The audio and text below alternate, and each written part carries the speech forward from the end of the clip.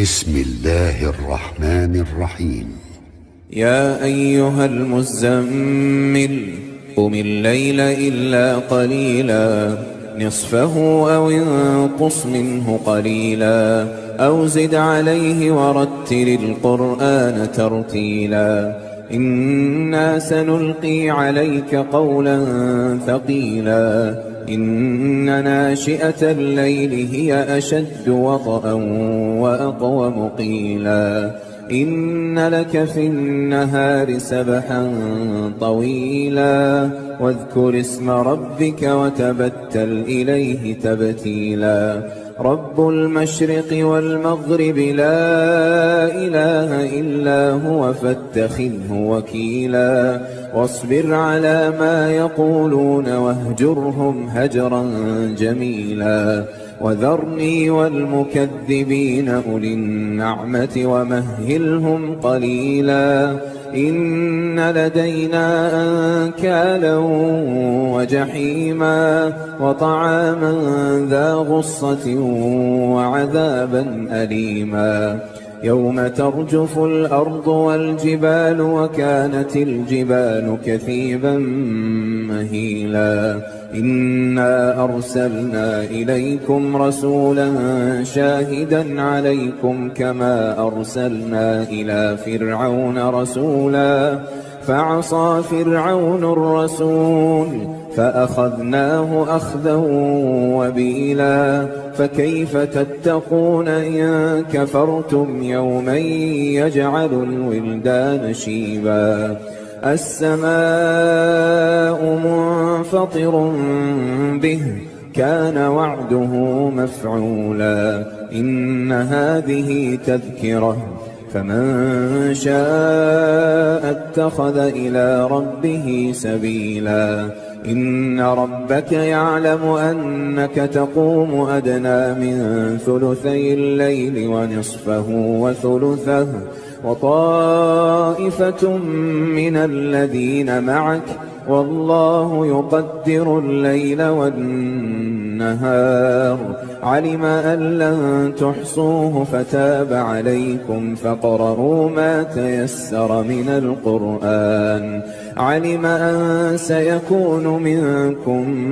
مرضى وآخرون يضربون في الأرض يبتغون من فضل الله وآخرون يقاتلون في سبيل الله فاقرؤوا ما تيسر منه وأقيموا الصلاة وآتوا الزكاة وأقرضوا الله قرضا حسنا وما تقدموا لأنفسكم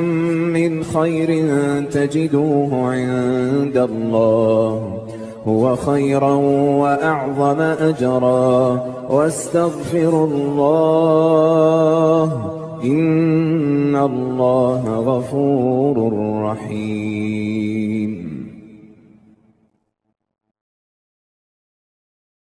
بسم الله الرحمن الرحيم. الرحمن علم القرآن خلق الإنسان علمه البيان الشمس والقمر بحسبان والنجم والشجر يسجدان والسماء رفعها ووضع الميزان ألا تطغوا في الميزان وأقيموا الوزن بالقسط ولا تخسروا الميزان والأرض وضعها للأنام فيها فاكهة والنخل ذات الأكمام والحب ذو العصف والريحان فبأي آلاء ربكما تكذبان خلق الإنسان من صلصال كالفخار وخلق الجان من مارج من نار فبأي آلاء ربكما تكذبان رب المشرقين ورب المغربين فبأي آلاء ربكما تكذبان مرج البحرين يلتقيان بينهما برزخ لا يبغيان فبأي آلاء ربكما تكذبان يخرج منهما اللؤلؤ والمرجان فبأي آلاء ربكما تكذبان وله الجوار المنشآت في البحر كالأعلام فبأي آلاء ربكما تكذبان كل من عليها فان ويبقى وجه ربك ذو الجلال والإكرام فبأي آلاء ربكما تكذبان يسأله من في السماوات والأرض كل يوم هو في شأن فبأي آلاء ربكما تكذبان سنفرغ لكم أيها الثقلان فبأي آلاء ربكما تكذبان يا معشر الجن والإنس إن استطعتم أن تنفذوا من أقطار السماوات والأرض فانفذوا لا تنفذون إلا بسلطان فبأي آلاء ربكما تكذبان يرسل عليكما شواظ من نار ونحاس فلا تنتصران فبأي آلاء ربكما تكذبان فإذا انشقت السماء فكانت وردة كالدهان فبأي آلاء ربكما تكذبان فيومئذ لا يسأل عن ذنبه إنس ولا جان فبأي آلاء ربكما تكذبان يعرف المجرمون بسيماهم فيؤخذ بالنواصي والأقدام فبأي آلاء ربكما تكذبان هذه جهنم التي يكذب بها المجرمون يطوفون بينها وبين حميم آن فبأي آلاء ربكما تكذبان ولمن خاف مقام ربه جنتان فبأي آلاء ربكما تكذبان ذواتا أفنان فبأي آلاء ربكما تكذبان فيهما عينان تجريان فبأي آلاء ربكما تكذبان فيهما من كل فاكهة زوجان فبأي آلاء ربكما تكذبان متكئين على فرش بطائنها من استبرق وجنى الجنتين دان فبأي آلاء ربكما تكذبان فيهن قاصرات الطرف لم يطمثهن إنس قبلهم ولا جان فبأي آلاء ربكما تكذبان كأنهن الياقوت والمرجان فبأي آلاء ربكما تكذبان هل جزاء الإحسان إلا الإحسان فبأي آلاء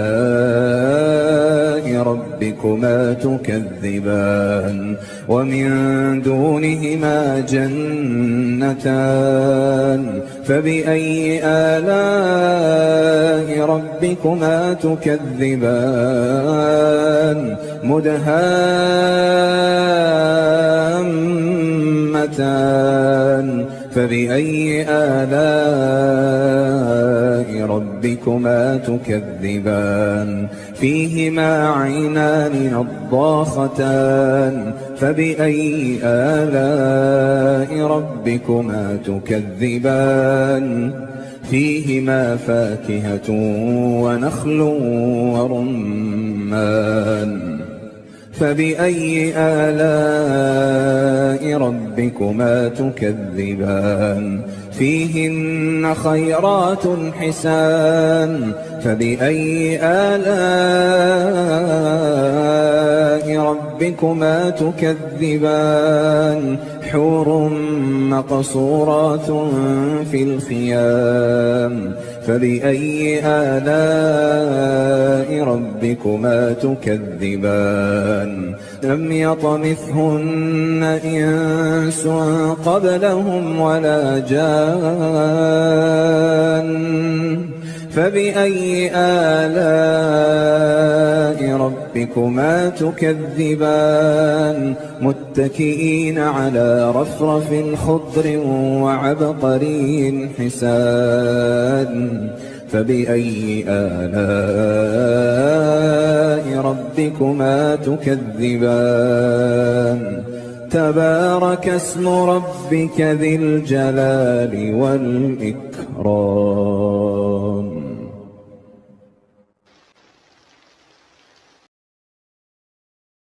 بسم الله الرحمن الرحيم. ياسين والقرآن الحكيم إنك لمن المرسلين على صراط مستقيم تنزيل العزيز الرحيم لتنذر قوما ما أنذر آباؤهم فهم غافلون لقد حق القول على أكثرهم فهم لا يؤمنون إنا جعلنا في أعناقهم أغلالا فهي إلى الأذقان فهم مقمحون وجعلنا من بين أيديهم سدا ومن خلفهم سدا فأغشيناهم فهم لا يبصرون وسواء عليهم أأنذرتهم أم لم تنذرهم لا يؤمنون إنما تنذر من اتبع الذكر وخشي الرحمن بالغيب فبشره بمغفرة وأجر كريم إنا نحن نحيي الموتى ونكتب ما قدموا وآثارهم وكل شيء أحصيناه في إمام مبين واضرب لهم مثلا أصحاب القرية إذ جاءها المرسلون إذ أرسلنا إليهم اثنين فكذبوهما فعززنا بثالث فقالوا إنا إليكم مرسلون قالوا ما أنتم إلا بشر مثلنا وما أنزل الرحمن من شيء إن أنتم إلا تكذبون قالوا ربنا يعلم إنا إليكم لمرسلون وما علينا إلا البلاغ المبين قالوا إنا تطيرنا بكم لئن لم تنتهوا لنرجمنكم وليمسنكم منا عذاب أليم قالوا طائركم معكم أئن ذكرتم بل أنتم قوم مسرفون وجاء من أقصى المدينة رجل يسعى قال يا قوم اتبعوا المرسلين اتبعوا من لا يسألكم أجرا وهم مهتدون وما لي لا أعبد الذي فطرني وإليه ترجعون أأتخذ من دونه آلهة إن يردني الرحمن بضر لا تغن عني شفاعتهم شيئا ولا ينقذون إني إذا لفي ضلال مبين إني آمنت بربكم فاسمعون قيل ادخل الجنة قال يا ليت قومي يعلمون بما غفر لي ربي وجعلني من المكرمين وما أنزلنا على قومه من بعده من جند من السماء وما كنا منزلين إن كانت إلا صيحة واحدة فإذا هم خامدون يا حسرة على العباد ما يأتيهم من رسول إلا كانوا به يستهزئون ألم يروا كم أهلكنا قبلهم من القرون أنهم إليهم لا يرجعون وإن كل لما جميع لدينا محضرون وآية لهم الأرض الميتة أحييناها وأخرجنا منها حبا فمنه يأكلون وجعلنا فيها جنات من نخيل وأعناب وفجرنا فيها من العيون ليأكلوا من ثمره وما عملته أيديهم أفلا يشكرون سبحان الذي خلق الأزواج كلها مما تنبت الأرض ومن أنفسهم ومما لا يعلمون وآية لهم الليل نسلخ منه النهار فإذا هم مظلمون والشمس تجري لمستقر لها ذلك تقدير العزيز العليم والقمر قدرناه منازل حتى عاد كالعرجون القديم لا الشمس ينبغي لها أن تدرك القمر ولا الليل سابق النهار وكل في فلك يسبحون وآية لهم أنا حملنا ذريتهم في الفلك المشحون وخلقنا لهم من مثله ما يركبون وإن نشأ نغرقهم فلا صريخ لهم ولا هم ينقذون إلا رحمة منا ومتاعا إلى حين وإذا قيل لهم اتقوا ما بين أيديكم وما خلفكم لعلكم ترحمون وما تأتيهم من آية من آيات ربهم إلا كانوا عنها معرضين وإذا قيل لهم أنفقوا مما رزقكم الله قال الذين كفروا للذين آمنوا أنطعم من لو يشاء الله أطعمه إن أنتم إلا في ضلال مبين ويقولون متى هذا الوعد إن كنتم صادقين ما ينظرون إلا صيحة واحدة تأخذهم وهم يخصمون فلا يستطيعون توصية ولا إلى أهلهم يرجعون ونفخ في الصور فإذا هم من الأجداث إلى ربهم ينسلون قالوا يا ويلنا من بعثنا من مرقدنا هذا ما وعد الرحمن وصدق المرسلون إن كانت إلا صيحة واحدة فإذا هم جميع لدينا محضرون فاليوم لا تظلم نفس شيئا ولا تجزون إلا ما كنتم تعملون إن أصحاب الجنة اليوم في شغل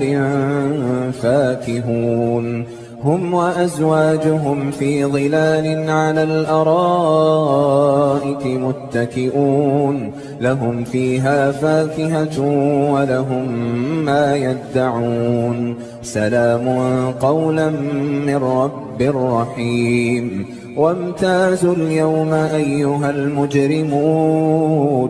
ألم أعهد إليكم يا بني آدم ألا تعبدوا الشيطان إنه لكم عدو مبين وأن اعبدوني هذا صراط مستقيم ولقد أضل منكم جبلا كثيرا أفلم تكونوا تعقلون هذه جهنم التي كنتم توعدون اصلوها اليوم بما كنتم تكفرون اليوم نختم على أفواههم وتكلمنا أيديهم وتشهد أرجلهم بما كانوا يكسبون ولو نشاء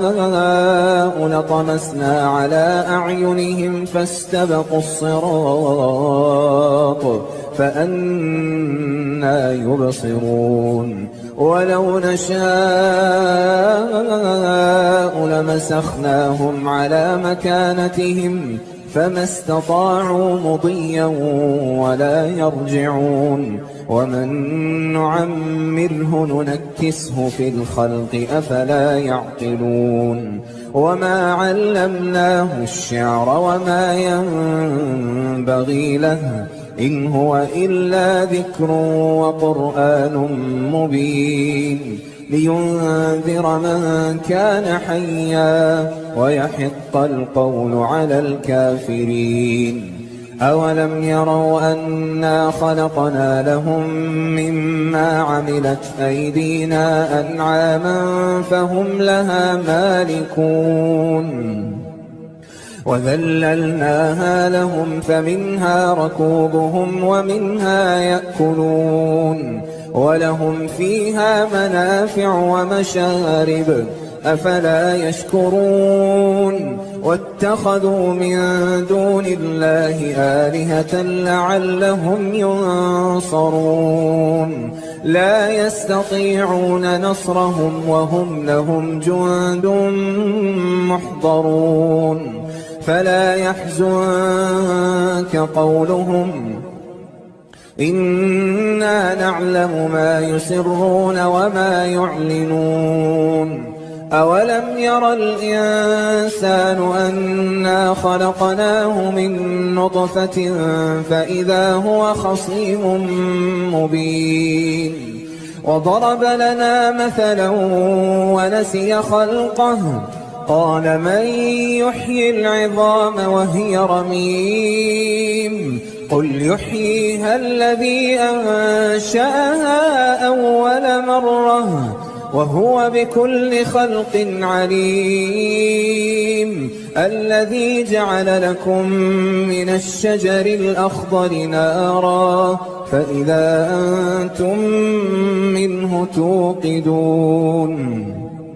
أوليس الذي خلق السماوات والأرض بقادر على أن يخلق مثلهم بلى وهو الخلاق العليم إنما أمره إذا أراد شيئا أن يقول له كن فيكون